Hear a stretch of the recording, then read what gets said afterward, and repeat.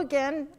This is the Northern Berkshire Adult Education Reading and Writing for Adults course, and I'm glad to see you back. Hopefully you've been reading The Outsiders. We're using The Outsiders as a good book to analyze as the way that you would want to for the HiSET reading test. So there's a lot to this kind of reading, and last week we were starting to use what they call the story mountain or the Freytag pyramid, and I'm going to be completing that particular diagram with you. And this week the lesson is basically about plot versus theme. Most fiction stories have a plot and theme, or themes, and The Outsider has many themes. So some of the questions that you're asked on the reading, and let me take my mask off here. I didn't even realize I had it on. It's getting to be part of me. So the thing that you want to be looking at is what are those vocabulary terms that they call domain specific.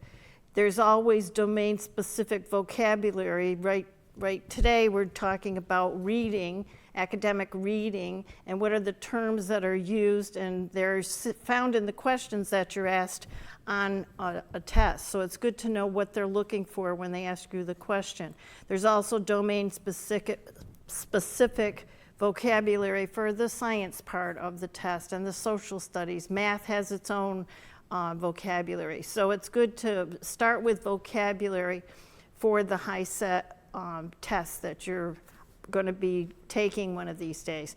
So I do want to remind you, The Outsiders was written by a woman named S.E. Hinton, and she at the time wrote it when she was 15 years old. She published it in 1967, so that's the time of greasers and socias, and she also, I want you to know that she also was in real life. She was a horseback rider, and she had a cutting horse, which means she did barrel racing and things like that. So it's hard to imagine it when you're reading The Outsiders. These are cowboys in a sense. You know, some of these kids, they're not just city kids and country kids, but they're cowboys. And I was thinking about that last night when I was thinking of the characters' names. So last week we were talking about Pony Boy, and I just wanted to explain his name for one piece of information, because it may seem kind of strange that one of the characters is named Pony Boy. Well, if you're of a certain age, some of you, and even some of you out there now, may have remembered when your grandmother babysat you, there was a little song. My grandmother used to sing this song, and she would sit on a chair with me. She would cross her legs on the chair, and she would have me stand on her feet, and she would do this little song. Pony boy, won't you be my pony boy? Don't say no, here we go, far across the sea. Marry me, oh, how happy we will be. Giddy up, giddy up, giddy up, whoa! And she would pull back, and she'd pull you toward her, and she'd give you a big hug. But that's where the word Pony Boy, the character's name, comes from. And it suggests that somebody did that with Pony Boy when he was a little boy, a baby, you know, a kid, toddler.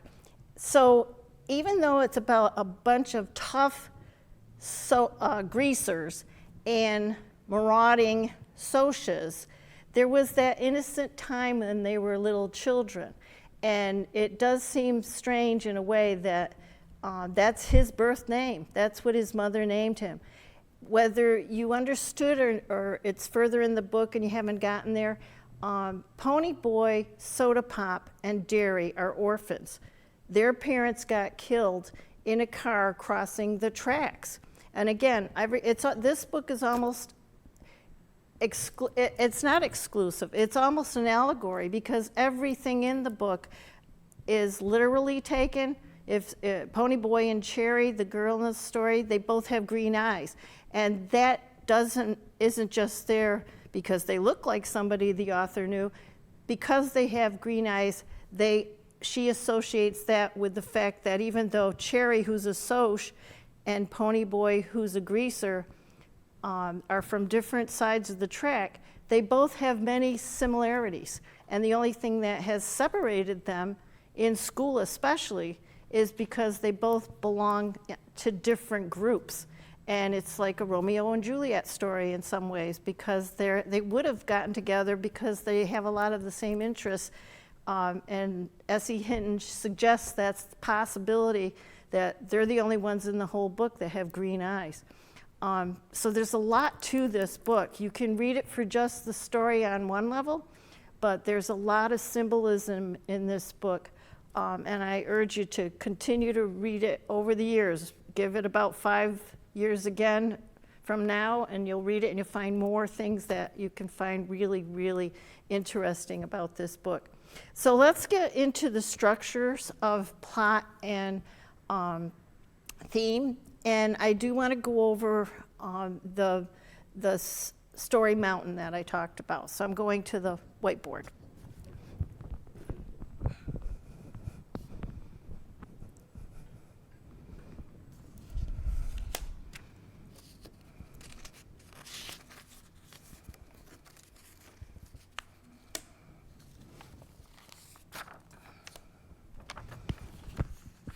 Okay, so at the end of our last television production, I drew this and I put this little magnet here to represent Ponyboy. And if you remember, I told you that he was the main character in this story. And I suggested that this is a map of the story. So Ponyboy starts here in chapter 1 that we were reading out in class. And then events happen along the way that challenge his reaching his goal, which is to live a really good, successful life and actually live to the end of a normal lifetime. And then once he gets to some goal of his, or what would be the climax of the story, then you have what they call falling action, because this is supposedly the struggle up a mountain. It represents that. That's called rising action. And once he gets to this top of the mountain, and it can be he achieved his goal and the story's over. It can be he gets killed and the story is over because he's the main character. Or it could be that an accumulation of the things that have happened have somehow changed him in a way that could be good or bad. And after that point in the story, then it's falling action, and there's some sort of resolution. It's the ending, but what you should see in a good story is that one or more characters have changed. Because as I told you before, there's a protagonist, and that's the main character, and there's an antagonist who causes obstacles to happen because they also want a goal of their own. So there's that, the plot we want to watch is Ponyboy. And the reason he's the main character is that these different events that happen in the story, Ponyboy is involved in all of them. Other characters are involved in some of them, but Ponyboy is affected by these events that happen in the Outsiders all the way up. So keep this chart in mind. What I'm going to ask you to do is draw your own story mountain and think about your own lives. It's a simple pyramid where you put different events that have happened to you. When you go down, it's something that you weren't sure what to do or it was a bad thing. But you pick yourself up and you keep going forward because that's what you're supposed to do. You got to keep going forward. But you should have learned a lesson perhaps from it. It could have been and again, we talked about conflict, so let me just put these up here again too. But think of your own storyboard. Where are you in your your path to your goal. So here were the terms that I typed up a little better. I was drawing them all over the place the other day. But we talked about the character development in a fiction story now. The protagonist has a goal and usually changes by the end of the story. The antagonist obstructs the main character in some way if he can, he or she. And then there are supporting characters. So if you think about The Outsiders, a lot of these characters are supporting each other. In some ways, even though Ponyboy is the main character, the story is about the greasers. We don't know a lot about what happens to the Socs in their home lives. We shouldn't assume, like Ponyboy does, that they've got better lives at home just because they're richer. Because some of the Socs have broken families or parents that don't even notice them. They're off on trips and things like that. So what you find by the end of the story is that the Socs don't have it much better than the greasers except for money. But there is that piece that they have more money, and it's assumed by Pony. That's one of his thoughts that he has a conflict with. So the next thing, as I say, was conflict. Internal, there are certain characters that have a lot of conflict internally. The character of Dally, he's the tough guy. He's been in jail before. He no parents to speak of that he knows of. And then there's external characters with another character. Even Ponyboy has that kind of a conflict with his older brother. In the story, Ponyboy is like 15 and his older brother is only 20. And he actually could have gone on to college. He was a smart kid and an athlete. He played football in the story, but because he has to take care of his two younger brothers, he drops out of school and he has to work in a garage. The external from forces of nature is something that could be weather related or there's an accident, through no fault of the character's own. But those kind of things happen out of the blue. Some things the character could decide and choose a different path. Other things are out of the character's control. So conflict is always there. There's never a smooth path to the top. We talked about point of view, whether it's first person, second person, or third person. I told you The Outsiders is the first person because Ponyboy is starting the story when he comes out of the movie theater, and it starts with, I walked out of the movie theater, and that right off the bat, it's a first person point of view. So anything that Ponyboy sees and reacts to, you see like Ponyboy does, you feel like Ponyboy does, and the tension that comes with The Outsiders, you as a reader should start to feel, because there are 3 deaths, and I'm not telling you who, but there are 3 deaths in this Outsiders book, and it was banned for a long time because of the violence, and because these are young men and women in this book, but it's a violent world out there, that sort of thing. The vocabulary is very important to notice. It sets the tone that the author wants so that you as a reader feel the way these characters feel in this story. Sequence of events is what you find in fiction stories. The story has a beginning, middle, and end. Let me just get to this next one.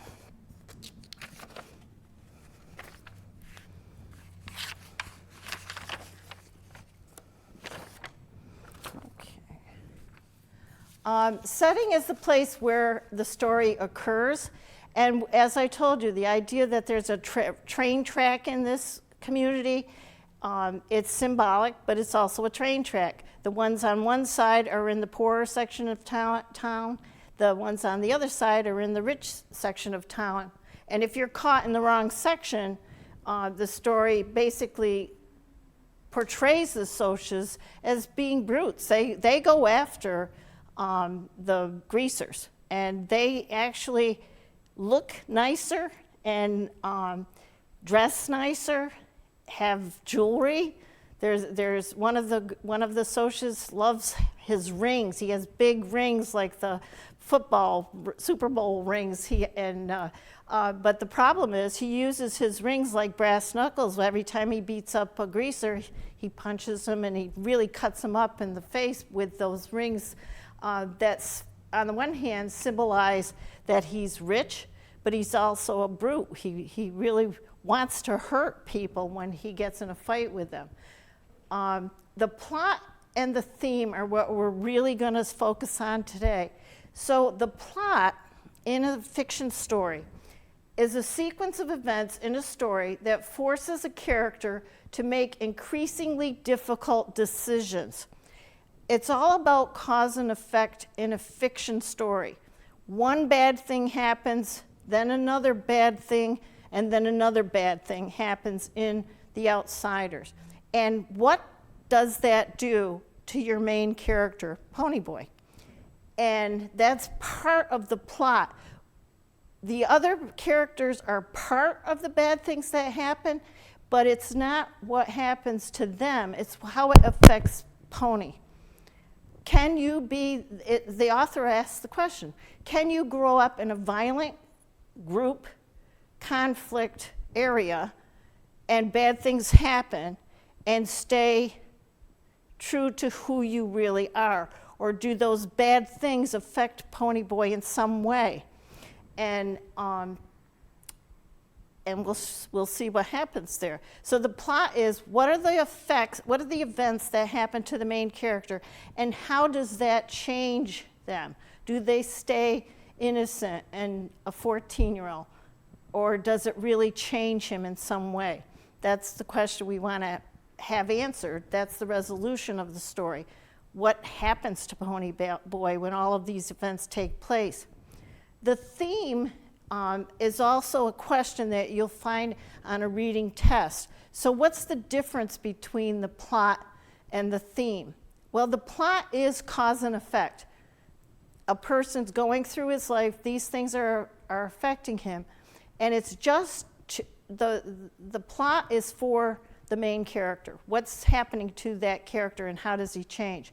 The theme is the meaning behind or revealed by the story. So there are various themes that we can think about that even though this is a story about a good person that bad things happen to, a universe, this is the plot in this story. We could think of other stories where you have a good main character and he goes through a lot of drama, and then how does he change? A theme is universal. And I'll give you some examples of the themes that we find. And there's a way to, when you think of theme, you want to think of how is it affecting you as the reader, and what would the theme be for each of the characters that are in the story. So in The Outsiders, I've kind of written down all the different themes that are going on here that we ourselves in our real life may have run into. We may have seen conflicts, and think of yourself, put yourself in the role of a Ponyboy. You're a good person. You are part of a group, perhaps. Are you a rich person or a poor person? How do you see yourself? Is what happens to you something that would have happened to you if you were richer or if you were poorer? Would you be with something that has happened to you, was it because of who you really are, or because somebody thinks that you're a white person or a black person, or are you Jewish, or are you a Muslim person, or are you an atheist? You know, all of these things, social, economic, what has happened to you, and how does that change your belief about somebody? Were you bullied in school?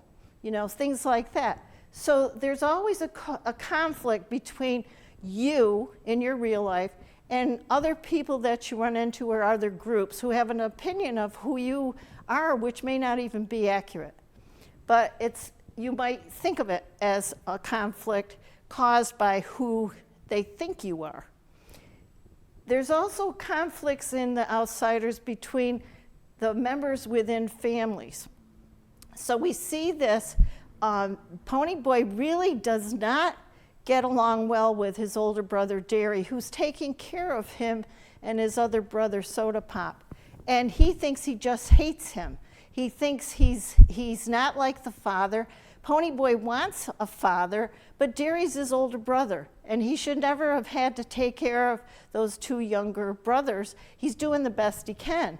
But part of the time, Derry's always grumpy. He never hugs Pony Boy or says good job or how you doing. He's always pushing him because Pony Boy in the book is seen as being the smartest one of the three. And again, I said Derry is pretty smart too and would have gone on to college, especially with a scholarship for sports. But the conflicts between brothers is very prominent in this story. And there is a scene in the Outsiders where Derry actually physically slaps Pony Boy, and Pony Boy runs away. So that conflict, again, increases. We see them arguing first, and then they start yelling at each other in other chapters, and then it builds, cause and effect, all the way in these different conflicts until Derry finally slaps him and he runs away. Another theme that we can all kind of understand is even though you may or may not be going through troubles, do we have any empathy for others? And The Outsiders delves into that kind of a theme too, because of maybe Pony Boy, there's a variety of things. Pony Boy thinks that the Socias have it better than he does. The Socias think that they'll never be friends with a greaser because their stereotypical idea about greasers is that, well, they're just hoods, they want what we want. They've got the opposite opinion of the same opinion of the greasers that the greasers have of them. They think they've got it made because everybody's afraid of them. But the idea of, can you have any feeling for another group that isn't your group? And Hinton does a really good job of pointing that out. The other interesting idea is, when you're a kid, when is it that you learn about the world? You're trusting, you're a small toddler, hopefully you've been hugged by a mother and father, taken care of, you haven't gone hungry, you haven't had to worry about being hurt. Most of the people in this book have been hurt in some way. They've lost parents, they've been beaten up physically, emotionally. There are different characters that are nervous wrecks all the time because they're just afraid of everything. There's others that have become tough because they were a child at one time, but because of the treatment they've suffered, they've gotten to be mean. So the idea of preserving childhood innocence is that important when we're talking about the teenagers in this book. As I say, Derry and some of the older ones are only in their early 20s, so they're young men. So when is it that the world treated you badly and changed you in some way? How did you take that? Did you become mean, or did you say, okay, I forgive you for what you're doing? I don't think it was my fault that you feel that way about me, and you move on. You know, how do you deal with someone who's mean to you only because they don't like the way you look? And that's part of one of the themes that's here. The idea of self-sacrifice and honor is very prominent. You'll see at some point when Pony Boy runs away, he runs away with Johnny. And those two form a bond, and they kind of look out for each other. When they run into a problem in the story, they then take off from the community, and they live together in an abandoned church far away. And they help each other, and I'll get into that a little more, but Johnny and Pony Boy lived together for a couple of weeks, couple of months, I believe, and they sacrifice for each other, and the sacrifice is a big one to them. They cut their hair, and they decide they've got to they have to disguise who they really are because they're on the run. And Ponyboy ends up, they both cut their hair, and Ponyboy dyes his hair blonde when he was a greaser. So their hair was very much a part of their identity, but they sacrificed that to keep each other safe. The idea of individual identity is pretty clear in this. To be yourself is dangerous for the greasers at first, because at the opening of the story, Ponyboy is saying he likes to go to movies and he likes to go alone, which is very strange because all through the rest of the book, he's a greaser. He's proud of being a greaser, but he points out he's not just a greaser. He has good grades in school. He also has an interest in movies and art and writing, and so he has an individual identity that isn't the outward appearance of being a greaser. He could make something of himself, and he knows he's different. He knows it. But for now, he has to go along with the greaser mentality, and when they are lifting hubcaps off of a car or they're getting into fights called rumbles, they all fight. No matter how you feel, you're part of the group in this occasion, or else, you're not loyal. And that business of honor too. As you get to the end of the book, you see different influences on the characters, good and bad, but one of them is the idea of making each day count, and the idea that we're not here forever. And you'll see how the author makes that very clear at some points, and I'll show you what I mean a little later about that, but making each day count. The other theme you've heard as a quote, the good die young. And as I said, 3 people die in this, and the characters that you're given are all young men. So there's 3 deaths, and the good die young. The other theme that is very prominent is, it comes from Dally. He's a good friend to Johnny. He likes Johnny. He's protected Johnny when he was around town. He feels sorry for Johnny. He hates everybody else. And he tries to give Johnny good advice according to his life, and he says, you have to take care of yourself, no one else, and that, or else you'll make these big mistakes. So those are the themes. A lot of themes in here, but the idea of a theme is that you can connect with the story, even if you're not a Ponyboy or a Johnny or a Soda Pop. You can connect with what's happening to these characters in your own life in some way, or at least it gets you thinking, because you know other people. If it's not you yourself, you know of other people that have had some of the same experiences, and you say, okay, I get it. I get why she's talking about this kind of event. Because again, this is a fiction. These people never existed. Essie Hinton said that she wrote this story after one of her classmates got jumped by some kids that lived across the track and who went to a different school. And that was something that happens to Ponyboy and to Johnny in the story. But these people, as the outsiders, are conglomerations of kids she knew, and she gives them certain hair color and eye color, physical aspects. But she wanted to work with these themes. So those are the terms. So let me just show you the characters a little bit, and we'll talk about why they look the way they do.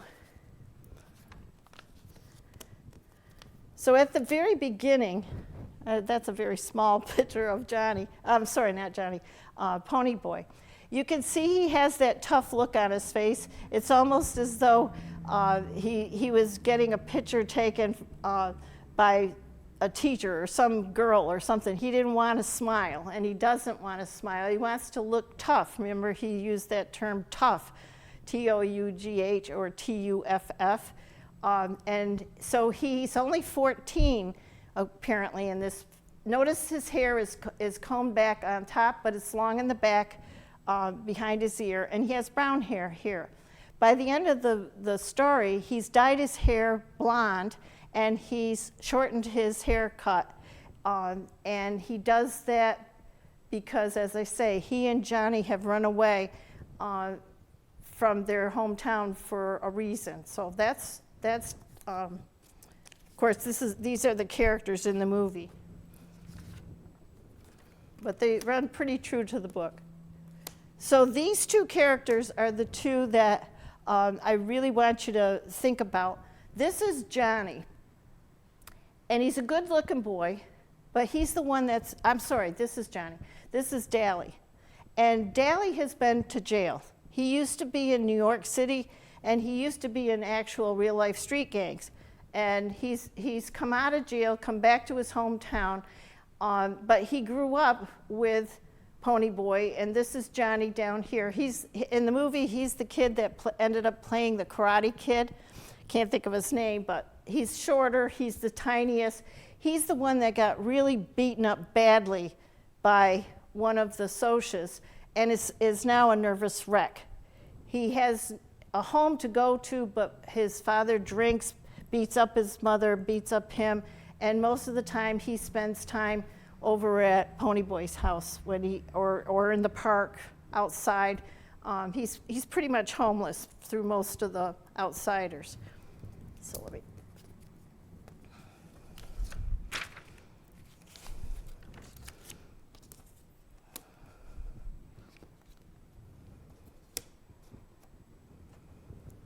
So on the left here is Dally. I'm calling him Dally. His first name is Dallas Winston, and he looks like a hood. You know, he's got the cigarette hanging out of his mouth, and he looks tough. This guy over here is the Soc that beat up Johnny, and I don't think you can see it very well here, but he wears these big rings, and that's why Johnny has scars on his face where they beat him up pretty bad. And he also drinks a lot. So he probably could be compared to what Johnny gets all the time from his father, but they do it as a gang. The Socs don't just have it one-on-one fair fight. They usually come around in their fancy Corvairs, and Hinton compares their cars and their actions at night like sharks. They just come and they surround a greaser if they're by themselves. They're not into one-on-one kind of fights that would be considered a fair fight. But these two I would call the tough guys, the toughest of the characters in the story. But both, so you see, yes, Dally is a greaser. Look at his hair, and they very seldom get their hair cut or even washed very much. This is a Soc. He has what is called a Madras jacket on. Madras was used by Hinton because Madras looks like a plaid, but it's actually hand woven in India. And those shirts that were Madras shirts in the 60s, they cost like $40 in the 60s even. So anybody who had a Madras shirt or shorts or a skirt even in the 60s, you knew they had money enough to buy something very expensive. So they are wearing Madras shirts or jackets, khaki pants. The greasers wear leather jackets or dungarees and T-shirts, and that's what but it's supposed to symbolize that these kids are wealthy, these kids are not. So as far as events that happen that drive the story, I've got a couple of pictures to show you. I told you that Johnny was beat up by Bob. So again, there's Bob, and here's Johnny. And he got hurt pretty bad. And I really don't want to spoil the story for you, but I do want to move on through our course. So understand that he was really mugged and hurt very badly by this guy. At a point in the story, when Pony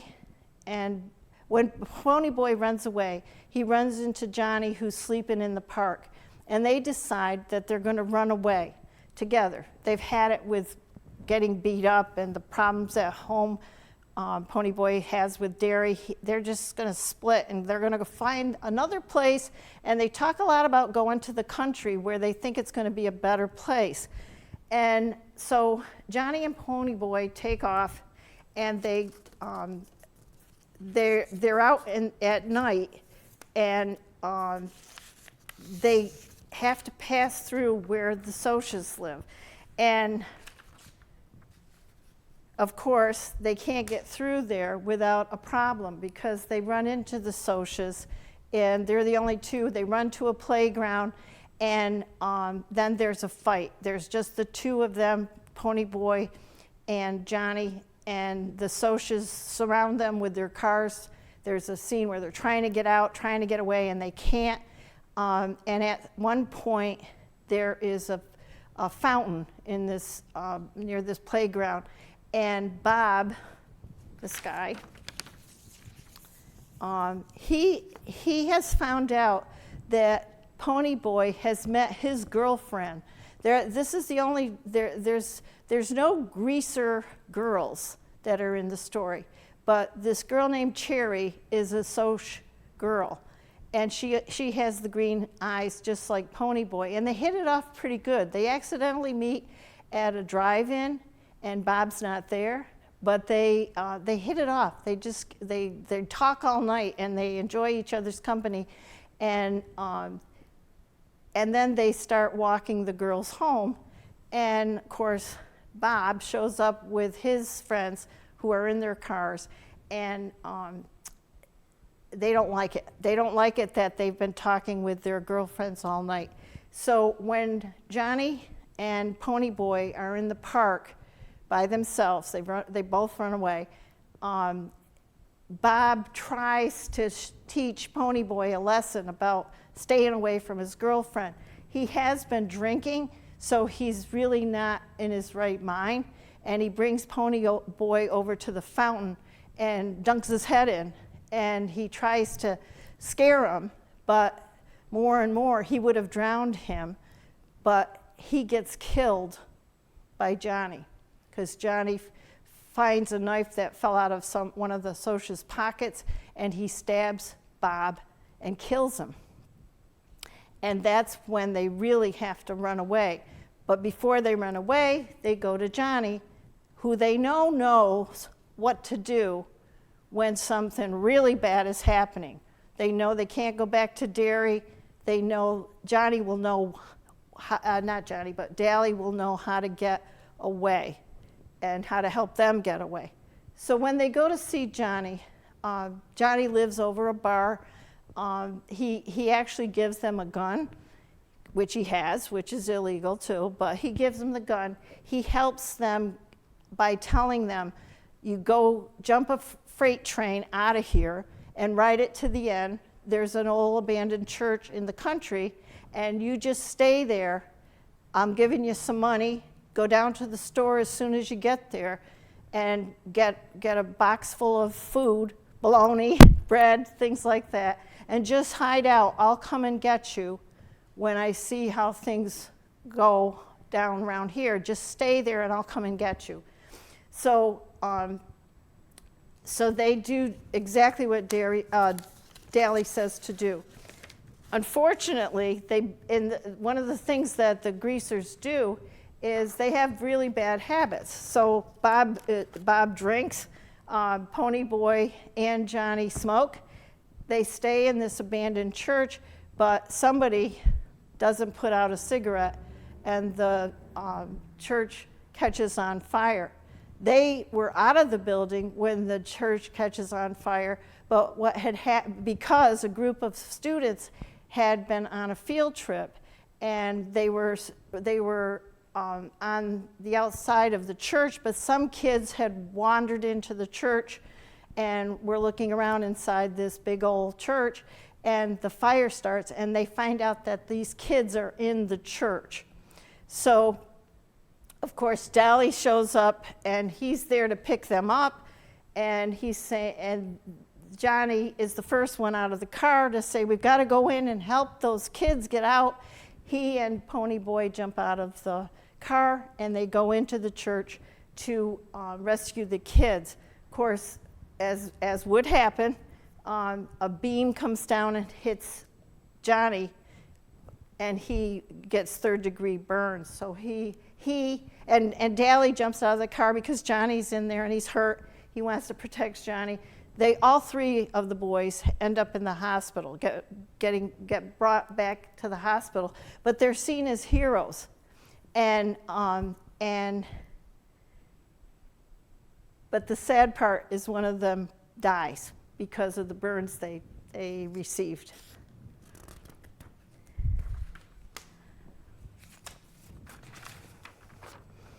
So there's a picture of the hospital,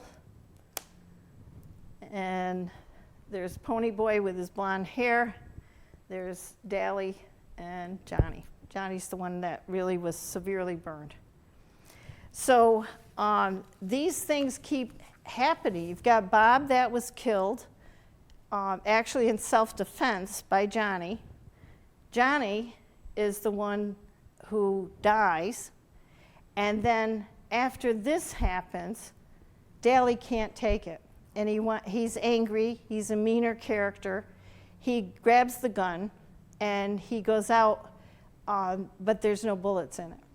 And you can almost predict what's going to happen. He runs around town. He goes into a convenience store, and he wants to get some booze maybe to take the pain away that Johnny's died.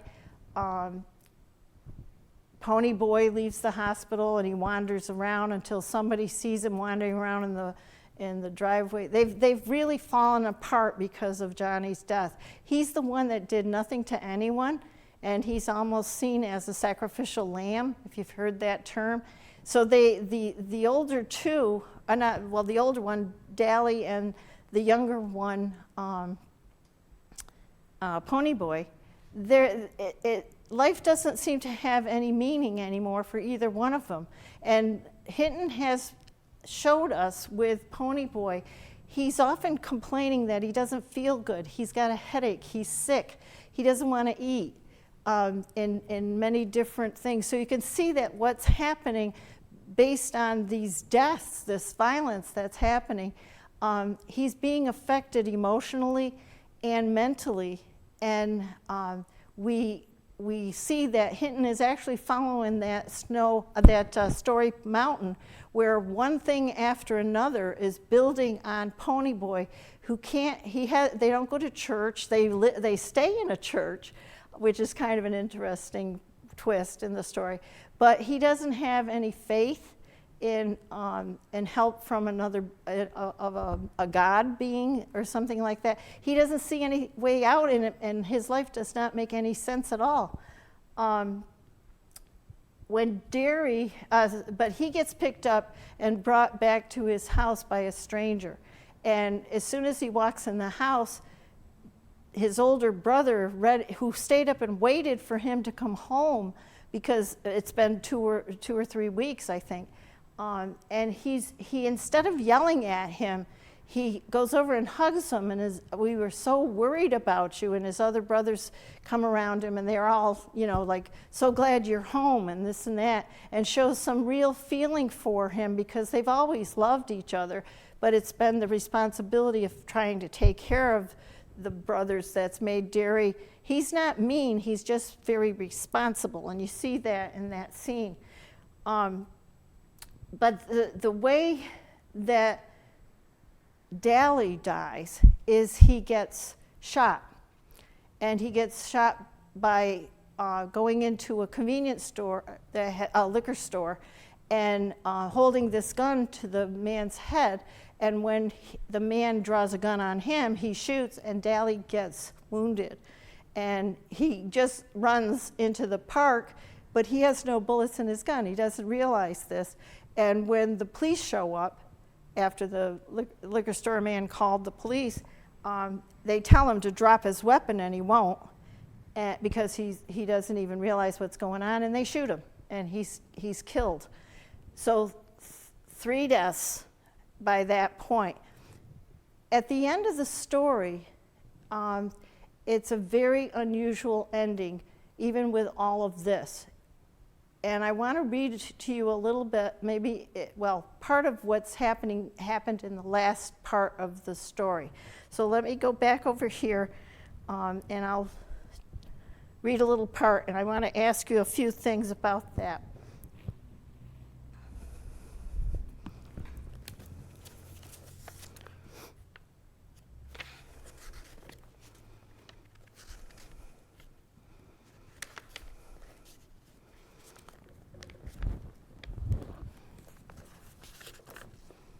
Okay, so this is the last chapter of the book. When they do get everything settled down, you've got Dally's dead, Johnny died, they saved the kids from the fire in the church, and Bob is dead. Then there's a hearing, and this is how chapter 12 starts. The hearing wasn't anything like I thought it would be. Again, it's from Ponyboy. Besides Derry and Soda and me, nobody was there except Randy and his parents and Cherry Valance and her parents and a couple of the other guys that had jumped Johnny and me that night. I don't know what I expected the whole thing to be like. I guess I've been watching too many Perry Mason shows. Oh yeah, the doctor was there and he had a long talk with the judge before the hearing. I didn't know what he had to do with it then, but I do now. First, Randy was questioned. He's ahead of the socias now that Bob's dead. He looked a little nervous, and I wished they'd let him have a cigarette. I wish they'd let me have a cigarette. I was more than a little shaky myself. Derry had told me to keep my mouth shut no matter what Randy and everybody said, that I'd get my turn. All the socias told the same story and stuck mainly to the truth, except that Johnny had killed Bob. But I figured I could straighten that point out when I got my turn. Cherry told them what had happened before and after Johnny and I had been jumped. I think I saw a couple of tears slide down her cheeks, but I'm not sure. Her voice was sure steady, even if she was crying. The judge questioned everyone carefully, but nothing real emotional or exciting happened like it does on TV. He asked Derry and Soda a little bit about Dally. I think to check our background and find out what kind of guys we hung out with. Was he a real good buddy of ours? Derry said, yes, sir, looking straight at the judge, not flinching. But Soda looked at me like he was sentencing me to the electric chair before he gave the same answer. I was real proud of both of them. Dally had been one of our gang, and we wouldn't desert him. I thought the judge would never get around to questioning me. Man, was I scared, almost stiff by the time he did. And you know what? They didn't ask me a thing about Bob's getting killed. All the judge did was ask me if I liked living with Derry, if I liked school, what kind of grades I made, and stuff like that. I couldn't figure it out then, but later I found out what the doctor had been talking to the judge about. I guess I looked as scared as I really was, because the judge grinned at me and told me to quit chewing my fingernails. That's a habit I have. Then he said I was acquitted and the whole case was closed, just like that. Didn't even give me a chance to talk much. But that didn't bother me a lot. I didn't feel like talking anyway. I wish I could say that everything went back to normal, but it didn't, especially me. I started running into things like the door and kept tripping over the coffee table and losing things. I always have been kind of absent-minded, but man, then I was lucky if I got home from school with the right notebook and with both shoes on. I walked all the way home once in my stocking feet, and I didn't even notice it until Steve made some bright remark about it. I guess I'd left my shoes in the locker room at school, but I never did find them. And another thing, I quit eating. I used to eat like a horse, but all of a sudden I wasn't hungry. Everything tasted like bologna. I was losing lousing up my schoolwork too. I didn't do too badly in math because Deary checked over my homework in that and usually caught all my mistakes and made me do it again. But in English, I really washed out. I used to make A's in English, mostly because my teacher made us do compositions all the time. I mean, I know I don't talk good English. Have you ever seen a hood that did? But I can write it good when I try. At least I could before. Now I was lucky to get a D on a composition. It bothered my English teacher the way I was goofing up. I mean, he's a real good guy who makes us think, and you could tell he's interested in you as a person too. One day he told me to stay in after the rest of the class left. Pony Boy, I'd like to talk to you about your grades. Man, I wished I could beat it out of there. I knew I was flunking out in that class, but golly, I couldn't help it. There's not much to talk about judging from your scores, Pony. I'll give it to you straight.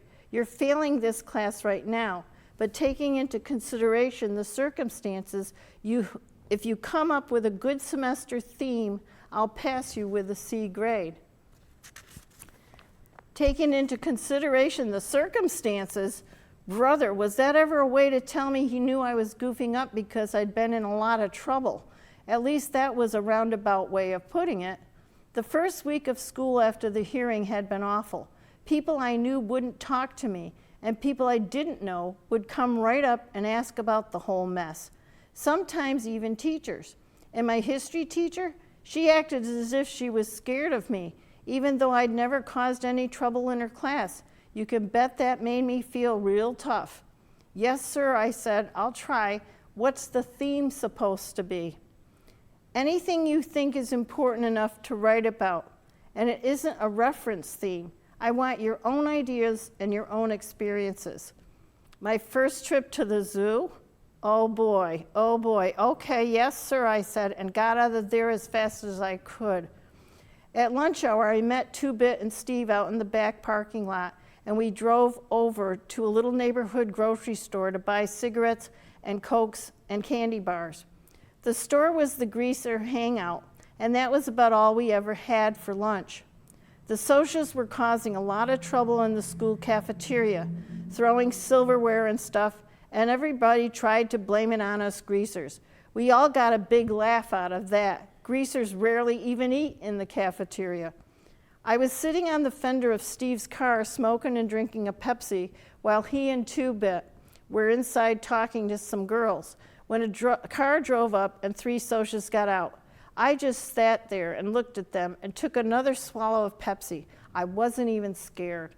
It was the oddest feeling in the world. I just didn't feel anything. Scared, mad, or anything, just zero.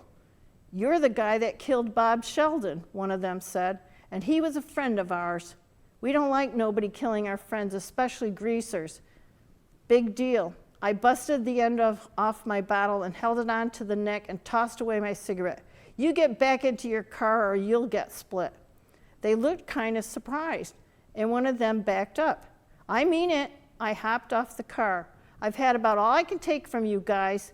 I started toward them, holding the bottle the way Tim Shepard holds a switch, out and away from himself in a loose but firm hold. I guess they knew I meant business because they got into their car and drove off. You really would have used that bottle, wouldn't you? Two-Bit had been watching from the store doorway. Steve and me were backing you, but I guess we didn't need to. You'd have really cut them up, huh? I guess so, I said with a sigh. I didn't see what Two-Bit was sweating about. Anyone else could have done the same thing, and Two-Bit wouldn't have thought about it twice. Pony Boy, listen. Don't get tough. You're not like the rest of us, and don't try to be. What was the matter with Two-Bit? I knew as well as he did that if you got tough, you didn't get hurt. Get smart, and nothing can touch you. What in the world are you doing? Two-Bit's voice broke into my thoughts. I looked up at him. I'm picking up the glass. He stared at me for a second, then grinned. You little son of a gun, he said in a relieved voice. I didn't know what he was talking about, so I just went on picking up the glass from the bottle end and put it in the trash. I didn't want anyone to get a flat tire. So I'm just going to tell you, I'm not going to spoil the ending, but you're going to find it's very interesting what Ponyboy actually does write about and how the last paragraph of the book ends. So with that passage, I'm kind of telling you, Ponyboy changes. You think in a way he's had a nervous breakdown, and I wouldn't doubt some of the symptoms he had would have said that would have happened to a normal person. Part of the story mountain that I showed you at the beginning, the suggestion when you write your own story is to start from a place of normal, something normal, a regular day, nothing dramatic, and then throw in something that challenges your main character. So in The Outsiders, he starts with coming out of a movie theater. And when you see, he did get tougher, but he's still Ponyboy, even though he's gone through all this violence. And he now is more confident, I would say, in the way he deals with the socias. So I just want you to realize that this is a work of fiction. And I'm going to show you, I'm going to go back to the whiteboard because I do want to put a couple of other things that Hinton uses. And she draws on literature. Again, 15-year-old girl this is. In the story, when Johnny and Ponyboy are on the run, so to speak, there is a scene in the movie, and it's described of in the book, where they are out in a field, and it's right at sunset. And the idea of the sunset with the day going down, and it's a beautiful sunset. It's a really beautiful thing that catches Ponyboy's eye. And Ponyboy, we know from the very first paragraph, he sees beauty in the world. Though every day has violence in it, he sees the idea that with the sunset, it means there is going to be a sunrise in the morning, and there's another chance to have a good day. So the idea of the sunset is a key scene in the book and in life, as far as Ponyboy sees life. He sees past those terrible days that he's been having. The picture at the bottom is this cherry. She also sees the sunset at the end when it's before the hearing at some point. Cherry comes up and tells Ponyboy that there's good luck tomorrow when you have to go to court. I know it was self-defense, and I know you've been through a lot, so you can count on me to tell the truth, and I'll make sure Randy does too. And you get the feeling, and it's also at that same place where the sunset is coming down. And you see that there may be hope